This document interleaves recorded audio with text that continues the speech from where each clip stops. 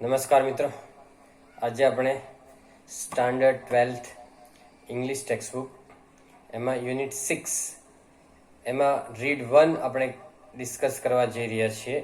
Strike against war એટલે યુદ્ધ સામે લડાઈ.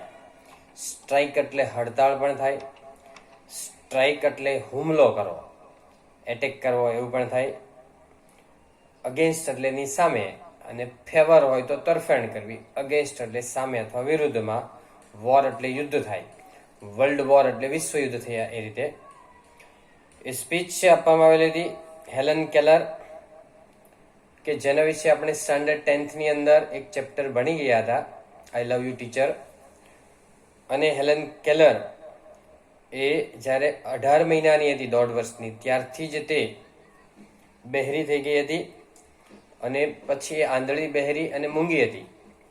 છતાં પણ તે વાંચતા લખતા શીખી અને તેમણે વક્તવ્ય પણ આપ્યું હતું 100 વર્ષ પહેલા, ઘણા વર્ષો પહેલાનું આ વક્તવ્ય છે. 104-5 વર્ષ પહેલા સમજી લો.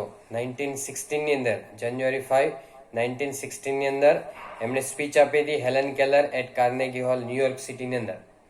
આ હેલન કેલરના જીવન ઉપરથી એક ફિલ્મ બન્યું છે જેનું નામ છે બ્લેક. હા, અમિતાભ બચ્ચન અને રાની મુખર્જી વાળું એ જ.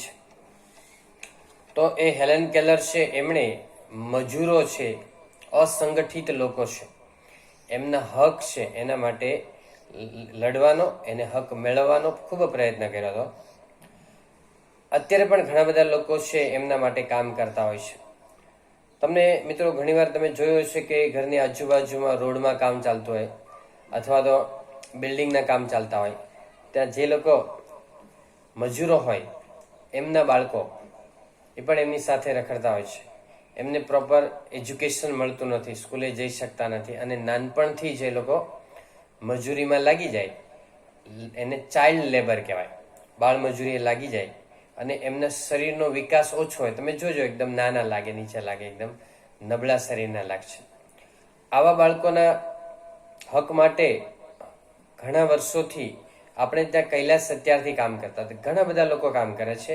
એમાં કૈલાસ સત્યાર્થીને નોબેલ પ્રાઇઝ મળ્યું હતું 2014 ની અંદર અને એની સાથે જોઈન્ટલી પાકિસ્તાનની યુસુફ મલાલાને આપવામાં આવેલો. યુસુફ મલાલાની ઉંમર ત્યારે તો 17-18 જ હતી જ્યારે નોબેલ પ્રાઇઝ મળ્યું ત્યારે, બરાબર. તો એ શા માટે એને નોબેલ પ્રાઇઝ આપ્યું છે તમે જાણજો. કૈલાસ સત્યાર્થી વિશે પણ તમે જાણજો. આપણા દેશમાં ઘણા બધા લોકોને, મતલબ 7-8 લોકોને એમ નોબેલ પ્રાઇઝ મળ્યા છે અલગ અલગ સબ્જેક્ટ માટે. ઇકોનોમિક્સમાં અમર્ત્ય સેન છે, ગીતાંજલિ કાવ્ય સંગ્રહ માટે રવિન્દ્રનાથ ટાગોર છે, સર્વિસ એટલે સેવા માટે કોણ છે આપણે, સર્વિસ માટે, સેવા માટેનો એક નોબેલ પ્રાઇઝ છે, એના વિશે પણ તમે જાણજો. દુખિયાની સેવા કરી હતી એના માટે. એ રીતે વૈજ્ઞાનિકો છે, બરાબર, એમ મધર ટેરેસા સર્વિસ માટે છે અને 2-3 વૈજ્ઞાનિકોને પણ નોબેલ પ્રાઇઝ મળેલું છે. નોબેલ પ્રાઇઝનો ઇતિહાસ બહુ ઇન્ટરેસ્ટિંગ છે ફ્રેન્ડ્સ. નોબેલ પ્રાઇઝ કોણે શરૂ કર્યું, કયા દેશમાંથી શરૂ કર્યું, શા માટે શરૂ કર્યું, કેટલા સબ્જેક્ટની અંદર આપવામાં આવેલો છે. પછી નોબેલ પ્રાઇઝ એક ફેમિલીમાં 4 વ્યક્તિઓને મળેલું છે, કયું ફેમિલી છે, બરાબર. ક્યારેક નોબેલ પ્રાઇઝ નથી આપવામાં આવતું, અમુક વર્ષે પછી 2 પણ આપી દે એને બદલે. તો બહુ ઇન્ટરેસ્ટિંગ એનો હિસ્ટ્રી છે, તમે જાણજો, બરાબર. આપણે એની ઉપર નથી જતા, પણ અત્યારે હેલન કેલરે જે સ્પીચ આપી હતી બાળકોના માટે, મેં તમને કૈલાસ સત્યાર્થીની વાત એટલા માટે કરી કે કૈલાસ સત્યાર્થીને બાળ હક માટે, બાળ મજૂરીમાંથી મુક્ત કરી અને બાળ હક મળે એટલા માટે એણે કામ કર્યું છે. એટલા માટે મેં તમને વાત કરી છે. તમે વિશેષ માહિતી જાતે મેળવજો. અત્યારે આપણે હેલન કેલરની જે સ્પીચ છે એની વાત કરીએ છીએ. પેજ નંબર 61 ઉપર સ્ટ્રાઇક અગેન્સ્ટ વોર એટલે યુદ્ધ સામેની હડતાળ અથવા લડત છે. To begin with, I have a word to say to my good friends, the editors and others who are moved to pity me.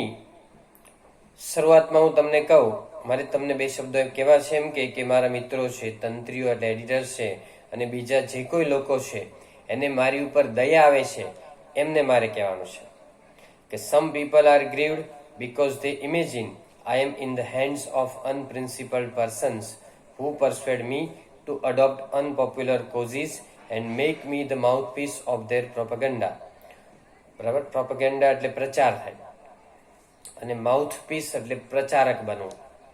Propaganda એટલે પ્રચારક અને માઉથપીસ એટલે પ્રચારક. અડોપ્ટ એટલે સ્વીકારવું થાય, અડોપ્ટ એટલે એક્સેપ્ટ કરવું. અને ગ્રીવડ એટલે દુઃખી હોય છે. Some people are grieved because they imagine I am in the hands of unprincipled persons. કેટલાક લોકો દુઃખી છે કે એવું કલ્પના કરે છે કે હું સિદ્ધાંત વગરના માણસોના હાથમાં છું, એટલે એના હાથા તરીકે કામ કરું છું. Who persuade me, કે જે મને સમજાવે છે. To adopt unpopular causes, કે બિન લોકપ્રિય કારણો છે એને સ્વીકારો.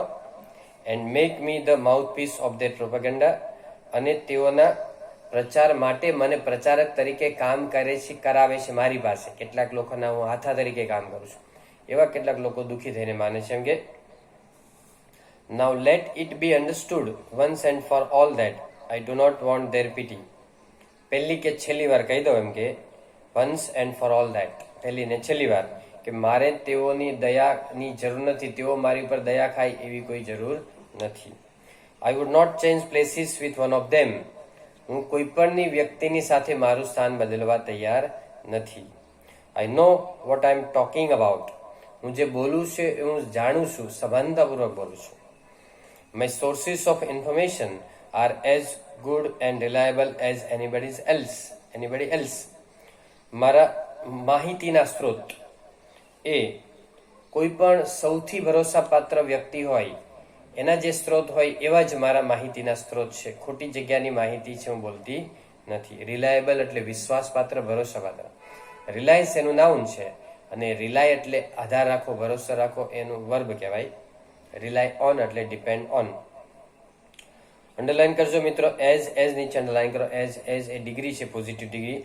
એને કમ્પેરિંગ અથવા કમ્પેરિઝનમાં પૂછે. I have papers and magazines from England, France, Germany and Austria that I can read myself. મારે ત્યાં ન્યૂઝપેપર્સ અને મેગેઝિન આવે છે ઇંગ્લેન્ડ, ફ્રાન્સ અને જર્મની અને ઓસ્ટ્રિયાથી, કે જે હું જાતે વાંચી શકું છું, સમજી શકું છું. Not all the editors I have met can do that. હું જે તંત્રીઓને મળી છું એમ કે એ બધા જ આ રીતે મારી જેમ ઘણી બધી ભાષાઓ સમજી શકતા નથી. Quite a number of them have to take their French and German second hand. ઘણા બધા લોકો છે એને ફ્રેન્ચ અથવા જર્મનમાં દુભાષિયા રાખવા પડે છે, એટલે ટ્રાન્સલેટર રાખવા પડે છે. No, I will not depreciate the editors. ના, એમ કે હું આ જે તંત્રીઓ છે એને નાખુશ નહીં કરું. અપ્રિશિએટ એટલે વખાણ કરવા, પણ એમને હું નાખુશ નહીં કરું, એમને હું નિંદા નહીં કરું. They are an overwork misunderstood class. તેઓ ખૂબ જ કામ કરે છે અને છતાં લોકો એમને ઓછા સમજી શકે એવો એક ક્લાસ વર્ગ છે. Let them remember, though, that if I cannot see the fire at the end of their cigarettes, neither can they thread a needle in the dark. તેઓને યાદ રાખવા દો કે જો હું તેમની સિગારેટના છેડાની આગને જોઈ શકતી નથી, તો તેઓ પણ અંધારામાં સોયનો દોરો પરોવી શકતા નથી. એટલે કે તેઓ જે કામ કરી શકે, ભલે હું ન કરી શકું, પણ હું જે કામ કરી શકું છું એ તેઓ પણ કરી શકતા નથી. એનો મિનિંગ એમ. All I ask, gentlemen, is a fair field and no favor. સજ્જનો, હું તમને એટલું જ પૂછું છું કે અમને ન્યાયિક કાર્યક્ષેત્ર આપો, અમને અમારા ક્ષેત્રમાં ન્યાય આપો. ફેર એટલે ન્યાય, એન્ડ નો ફેવર, અને મારે તમારી બીજી કોઈ તરફેણની જરૂર નથી. ફેર એટલે સુંદર પણ થાય, ફેર એટલે મેળો પણ થાય, અને ફેર એટલે ન્યાયી પણ થાય. અને ફેર એટલે ભાડું આવે, એમાં અલગ સ્પેલિંગ છે, FARE આવે. I have entered the fight against preparedness and against the economic system under which we live. હું એ લડતની અંદર પ્રવેશી છું કે જે લોકો, આપણે જે આર્થિક સિસ્ટમમાં રહીએ છીએ અને જે લોકો યુદ્ધની તૈયારી કરે છે એની સામે લડવા માટેની હું લડતમાં પ્રવેશી છું. I have entered the fight against preparedness and against economic system under which we live. It is to be fight to the finish and I ask no quarter. તે અંત સુધીની લડાઈ છે અને મને ક્વાર્ટર એટલે ભાગ જેટલી સફળતા મળે તો હું પાછી વળીશ નહીં. 100% સફળતા જોઈએ. ફાઇટ ટુ ફિનિશ, આ પાર યા પહેલે પાર. All the machinery of the system has been set in motion. બધી જ મશીનરી છે આના માટે કામે લાગી ગઈ છે. Above the complaint and dean of the protest from the workers is hard the voice of authority. Dean એટલે અવાજ થાય, અને પ્રોટેસ્ટ એટલે વિરોધનો. કામદારો જે એની ફરિયાદો કરે છે, બરાબર, એનો વિરોધ કરે છે, એની ઉપર ઓથોરિટીનો અવાજ સંભળાય છે. એટલે રાજકીય વ્યક્તિઓ અથવા અધિકારીઓનો અવાજ સંભળાય છે. શું કહે છે એ લોકો કે friends, it says fellow workmen, patriots, patriots એટલે દેશભક્તો. Friends, it says fellow workmen, patriots, your country is in danger. તેઓ કહે છે કે મિત્રો, દેશભક્તો, તમારો દેશ જોખમમાં છે. પેજ નંબર 62 પર આવી જાઓ. There are foes on all sides of us. આપણી ચારે બાજુ દુશ્મનો છે. Foes એટલે enemies છે. There is nothing between us and our enemies except the Pacific Ocean and Atlantic Ocean. આપણી અને દુશ્મનોની વચ્ચે બીજું કંઈ નથી સિવાય કે પેસિફિક ઓશન ને એટલાન્ટિક ઓશન સિવાય બીજું કંઈ નથી. એક્સેપ્ટ એટલે સિવાય. We go to school every day accept Sunday, એટલે કે સન્ડે સિવાય આપણે રોજ સ્કૂલે જઈએ છીએ. એક્સેપ્ટ એટલે સન્ડે, આપણે એક્સેપ્ટ બોલીએ છીએ. Look at what has happen to Belgium. તમે જુઓ બેલ્જિયમમાં શું થયું છે. Consider the fate of Serbia. સર્બિયાનું ભાગ્ય પણ વિચારો. ફેટ એટલે ભાગ્ય થાય, નસીબ, લક, ડેસ્ટિની અથવા ફોર્ચ્યુન થાય ફેટ માટે. Will you murmur about low wages when your country, your very liberties are in danger. Murmur એટલે ગણગણવું થાય, કમ્પ્લેન કરવી. વેજ એટલે વેતન, જે કલાક પ્રમાણે આપવામાં આવે, દિવસ પ્રમાણે આપણે ત્યાં દાડી આપવામાં આવે, એને વેજ એટલે વેતન કહેવાય. WAGES, veggies. કે તમારી અને દેશની સ્વતંત્રતા જોખમમાં છે ત્યારે તમે પૈસાની વાત કરો છો કે અમારું પૈસા વધારી દો, દાડી વધારી દો, વેતન વધારી દો, એ વાત કરો છો. What are the મિઝરીઝ you endure compared to the humiliation of having a victorious German army sail up the East River. પૂર્વ નદીને કિનારે જે વિજયશીલ જર્મન લશ્કર આવી ગયું છે એનાથી મોટું અપમાન અને દુઃખ આપણા માટે કયું હોઈ શકે. Repeat. What are the મિઝરીઝ you endure to the humiliation of having a victorious German army sail up the East River. sail એટલે સફર કરવી. પૂર્વ નદીને કિનારે વિજયશીલ જર્મન લશ્કર આવી ગયું છે એનાથી મોટું અપમાન, હ્યુમિલિએશન એટલે અપમાન, અને મિઝરીઝ એટલે દુઃખ, આપણે કયું સહન કરીએ. વેતનની વાત હમણાં રહેવા દો, એ તો મળશે પછી. Quit your grumbling, get busy and prepare to defend your firesides and your flag. Quit એટલે છોડી દો, અને ગ્રમ્બલિંગ એટલે કમ્પ્લેન કરવાનું. તમે કમ્પ્લેન કરવાનું છોડી દો અને તમારો દેશને બચાવવા માટે, તમારા રાષ્ટ્રધ્વજને બચાવવા માટે તૈયાર થઈ જાઓ. ફાયર સાઇડ્સ એટલે મોરચો લગાવો, અને ફ્લેગ એટલે ધ્વજને, ડિફેન્ડ એટલે બચાવવા માટે તૈયાર થયો. ડિફેન્સ એટલે સંરક્ષણ કહેવાય.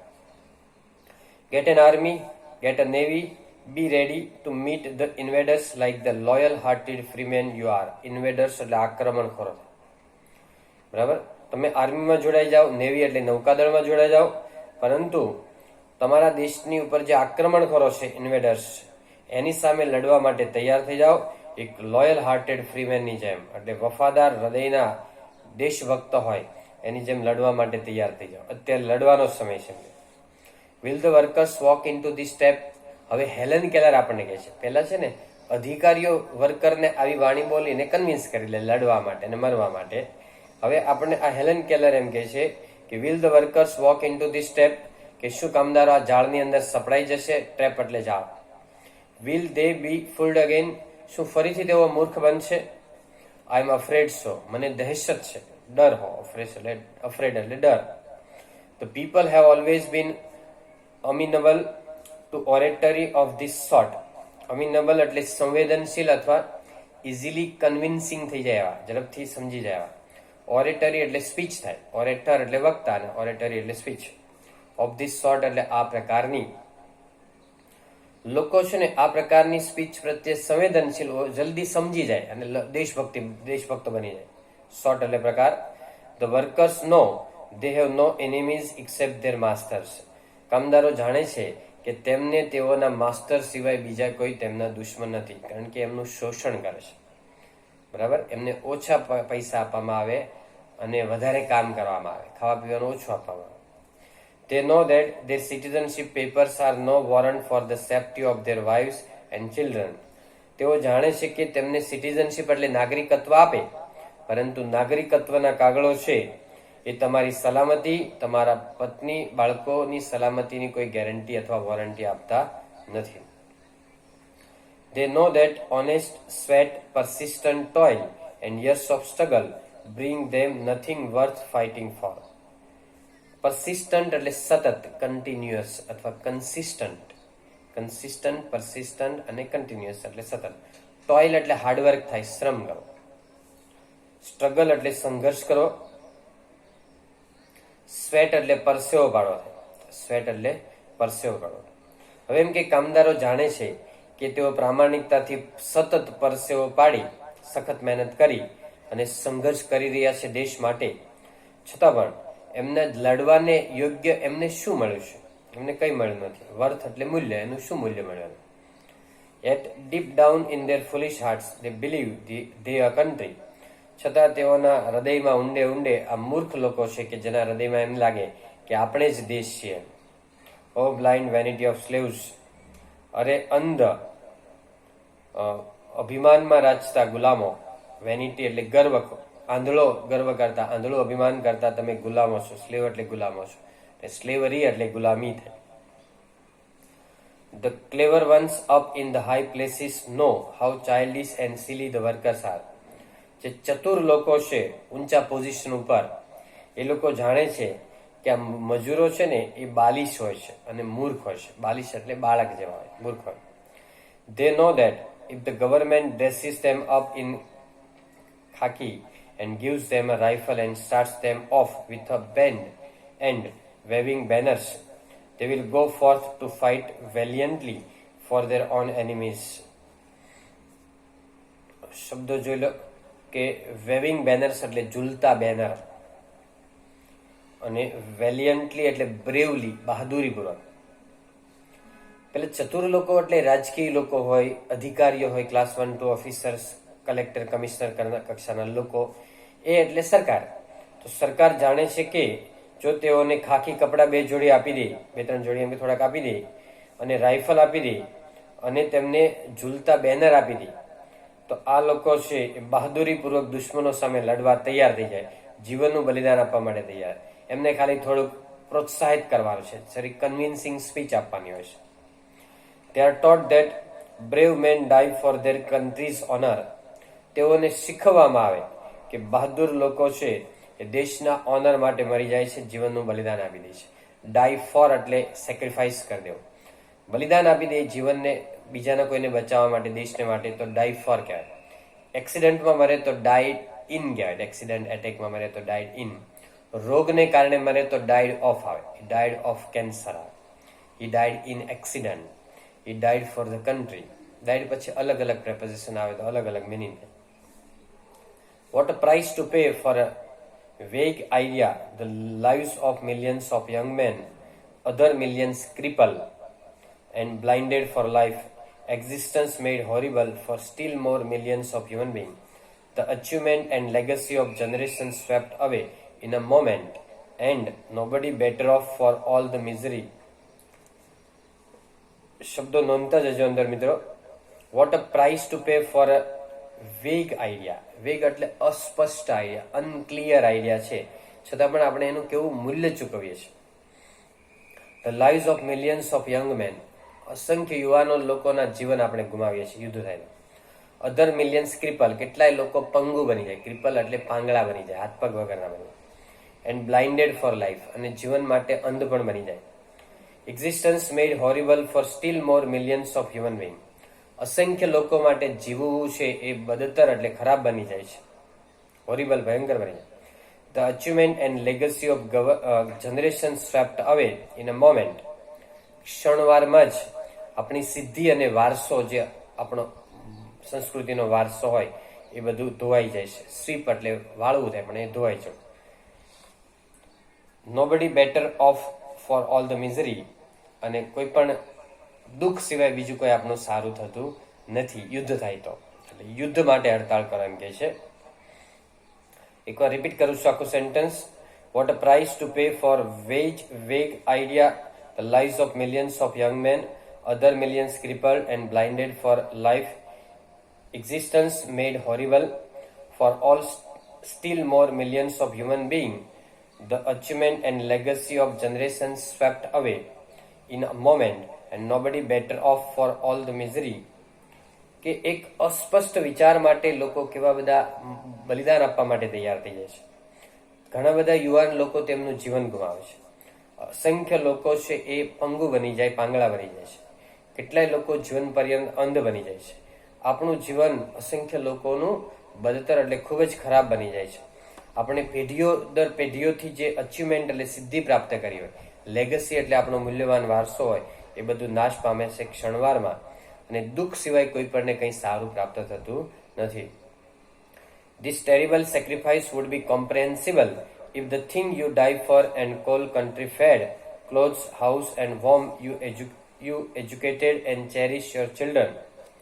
આ ભયંકર બલિદાન સમજી શકાય જો જે વ્યક્તિ જીવન ગુમાવે છે, બલિદાન આપી દે છે, એમના કુટુંબને સારી રીતે ખવડાવવામાં આવતું હોય, સારી રીતે કપડાં આપવામાં આવે, ઘર આપવામાં આવે, એમના બાળકોને સારું શિક્ષણ આપવામાં આવતું હોય સરકાર દ્વારા, તો આ તમારું બલિદાન સમજી શકાય છે.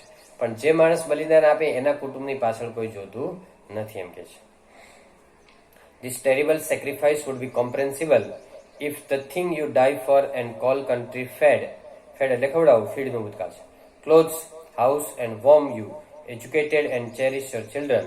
આ બલિદાન સમજી શકાય જો તમે બલિદાન આપ્યા પછી તમારા કુટુંબને ભરણ પોષણ કરવામાં આવે, કપડાં, ઘર આપવામાં આવે, હૂંફ અને શિક્ષણ આપવામાં આવે ગવર્મેન્ટ દ્વારા, તો સમજી શકાયું છે. I think the workers are the most unselfish of the children of men. They toil and live and die for other people's country, other people's continents, other people's liberties and other people's happiness. મને લાગે છે કે કામદારો છે નિસ્વાર્થ લોકો છે, દુનિયામાં સૌથી નિસ્વાર્થ લોકો છે, બરાબર. અને તેઓ ટોયલ એટલે હાર્ડવર્ક કરે છે અને જીવે છે બીજા લોકોના દેશ માટે, બીજા લોકોના ખંડ માટે, બીજા લોકોની સ્વતંત્રતા અને સુખ માટે. કોન્ટિનેન્ટ એટલે ખંડ થાય.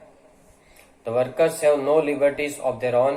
They are not free when they are compelled to work 12 or 10 hours, 10 or 8 hours a day.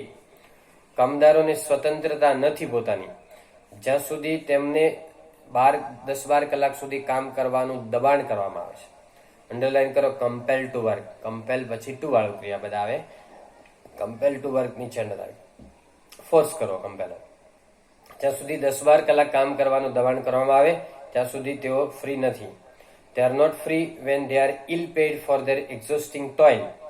Exhausting toil એટલે થકવી નાખે એવો શ્રમ હોય અને એમાં એમને ill paid એટલે ઓછો પગાર આપવામાં આવે, ઓછું વેતન આપવામાં આવે, અને આવું કરવામાં આવે ત્યાં સુધી તેઓ સ્વતંત્ર નથી.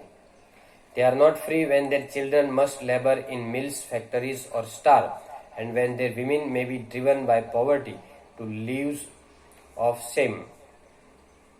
પોવર્ટી એટલે ગરીબી થાય, લેબર એટલે હાર્ડવર્ક થાય, અને સ્ટાર્વ એટલે ભૂખે મરવું થાય. જ્યાં સુધી તેમના બાળકોને મિલ, ફેક્ટરીમાં કામ કરવું પડે, ભૂખે મરવું પડે, અને જ્યાં સુધી કામદારોની સ્ત્રીઓ છે એને શ્રમજનક કાર્ય ગરીબીને કારણે કરવા પડે ત્યાં સુધી તેઓ સ્વતંત્ર નથી. રિપીટ કરું છું કે they are not free when their children must labor in mills, factories or starve એટલે ભૂખે મરવું, and when their women may be driven by poverty to lives of shame. શરમજનક દારૂણ પરિસ્થિતિમાં સપડાઈ જાય એની સ્ત્રીઓ અને ખરાબ કામ કરવા પડે તો એ લોકો સ્વતંત્ર નથી. They are not free when they are clubbed and imprisoned because they go on strike for a raise of wages and for the basic justice that is their right as human beings. જ્યાં સુધી club એટલે મારવું થાય, જ્યાં સુધી આ મજૂરોને મારી અને ઇમ્પ્રિઝન એટલે જેલમાં પૂરી દેવામાં આવે છે, એ લોકો જ્યારે હડતાળ પાડે છે પૈસા વધારા માટે, પગાર વધારા માટે, ત્યારે અને એનો મૂળભૂત અધિકાર માટે જ્યારે હડતાળ પાડે ત્યારે એમને મારીને જેલમાં પૂરી દેવામાં આવે તો એ સ્વતંત્ર નથી, એમ કહેવાય.